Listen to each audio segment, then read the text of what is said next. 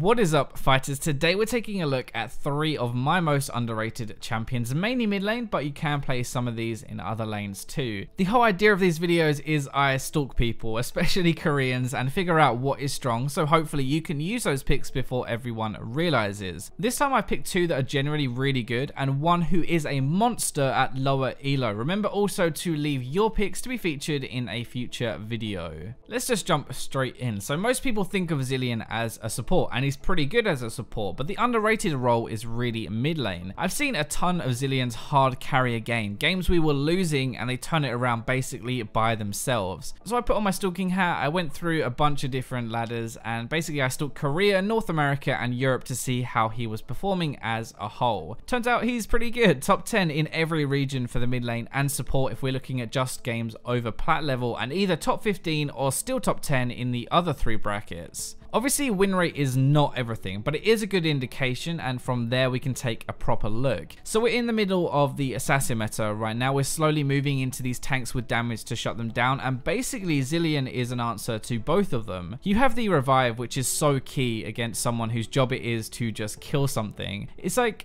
Zed, for example. Okay, he has his ultimate, that's where most of his damage is from, right? If you don't have your ult on Zed, you wouldn't really want to team fight because you can't do anything. You can't get in there and get stuck in. Well, that's kind of what Zilean does to you. It's a very smart counter actually, but it doesn't just stop there. He has just so much damage. There's so many times where a bomb's gone off and I've just been like, holy crap, that hurt. But I think actually it's more the double stun that is making him so strong right now. If you hit that double bomb, it stuns everyone in the area, right? And that can be like a 3 or 4 man stun in a team fight, which is insane. That gives your team so much time to follow up. Plus it does all that damage to everyone around them. You have the added utility of speeding someone up or slowing them down. Like imagine a Shyvana, right? She's considered kind of overpowered right now. She dives in and chases your AD carry. Normally it's so hard to kite her, but Zilean just slows her down and suddenly it's so easy. Even Foxtrot with his AD kiting could actually do it, and if he can, then so can you. You don't exactly play this guy to dominate lane, right? You probably could do it with those bombs, they hurt, but we're really aiming for mid-game team fights, I guess. Even if we get behind, we can turn the game around. We need to stack our Rod of Ages, get some CDR after that for more bombs and death cap to make them hurt more. That's kind of the standard and what most people are using. So let's go to our next underrated pick, and Kayle. Now I don't see her often at all, but when I do, she is always a pain in the ass. Like I actually got demolished by one the other day where she basically 1v5'd that team. It was not fun. She's kind of been flying under the radar for a while now. She's a lot like Ezreal actually. Like before blue build, if you think about it, a few months ago nobody played Ezreal except in Korea, and Kayle is the same right now. In Korea she is top 5 in every elo for win rate, both mid lane and top lane, and has a decent play rate. It's interesting, like in NA she's actually the top win rate mid past week and 2nd for top, but in EU we have her 1st top lane but 10th mid lane, and I have no idea why there's such a big difference. We're going to look at what is behind the win rate though. So Kayle is very item reliant. She's kind of like an AD carry but a mage, I guess. Well, actually you just right click on Kayle and kill stuff, so it's basically a marksman, right? The items she builds are in a very good spot right now. Ginzu's Rageblade and Rune's Hurricane are practically core on her now, and both are very strong items in Season 6. Throw in like Further Battle, which is also ridiculous on her, and build stuff wise we're looking really strong anyway. The meta itself is perfect for her. Just like Zilean, she's an answer to what is being played right now. Assassins you beat by blocking their damage, and tanks you just kite or shred them. Like you do so much damage to a tank, it's not even funny. You'll probably do more to a tank than an AD carry. Now you can kite more with a Rylai's and slow. You can even AoE slow with that if you wanted to, and there's a lot of build diversity for Kayle, I think. You might not be the strongest pick early. I think you can actually do fine, but you can definitely get spanked too. That's fine though, everyone loves a good spanking. We're really looking to teamfight with her just the same as Zilean. She's kind of the carry champ that can put her entire team on her back. She's not that easy to get to grips with, like her damage is kind of weird, the whole melee but range thing is kind of weird, but once you get used to it, you'll carry so hard. From the research that I've done for this video, it seems like you need at least 5 games with her to start doing kind of well. Over 10 to 15 is where you really jump up in win rate. So last up in this video is going to be Malzahar, and just like Kayle, this is one that dominates Korean solo queue and actually NA in Europe too, but isn't as played much here. This is my lower elo pick. This is the one that takes an enormous dump on players at lower ranks who don't know how to deal with it. It's actually still good higher up, but I'm talking like the highest overall win rate in bronze, silver and gold in Korea, and top 5 or top 10 in EU and NA. Now I've been saying this guy is good for a while, but I think recently he's just jumped up a notch again. In this meta you have that ultimate which is so good to start with. Like an assassin jumps on you and you press R and your team just destroys him. Now this is where most people rage at me when I talk about Malzahar and say just buy a QSS and it's done with. Well, okay, yeah, you're kind of right, but first off, it takes a while to buy that item. You can't buy it too early. Secondly, most people at lower ranks don't even know that item exists, and third thing, we don't even need an ultimate to take over and win a game. Our damage is insane. We have our space age, which is great poke. Like you can put it on a wave, and if someone stands too close, which they probably will do because everyone's stupid, it gets it on them and then they end up taking like half the health in that dot damage. It's not just that though, right? You have an AoE silence and it does a lot of damage. People don't expect that damage either. Damage is always really good for a mid laner, right? You kind of need some damage, I guess, but it's also the items we buy that make a big difference too. Rod of Ages gives us a lot of damage but good sustain, and we're pretty tanky with it. Then we add like a Rylise in. Most people get a Rylise, which makes us even more tanky and gives us a slow. Why not just add on a Leandri's third and suddenly we do even more damage over time. Our penetration is higher, which is great because we have high base damage and we even slow and we don't die. This is why he's a low elo powerhouse. He pushes hard and people don't know what to do. They get bullied under tower and then mid game they take this dot damage, they get hit by the AoE silence and they can't get near you because you're too tanky to kill. The last thing to highlight, I guess, which makes him even better is Death by Touch got a buff, and that just gives us even more damage over time as if we needed any more. Alright lads, so that wraps up this video and I hope you guys enjoyed it. Remember to like, subscribe, comment, share, and for now let's go to the robots.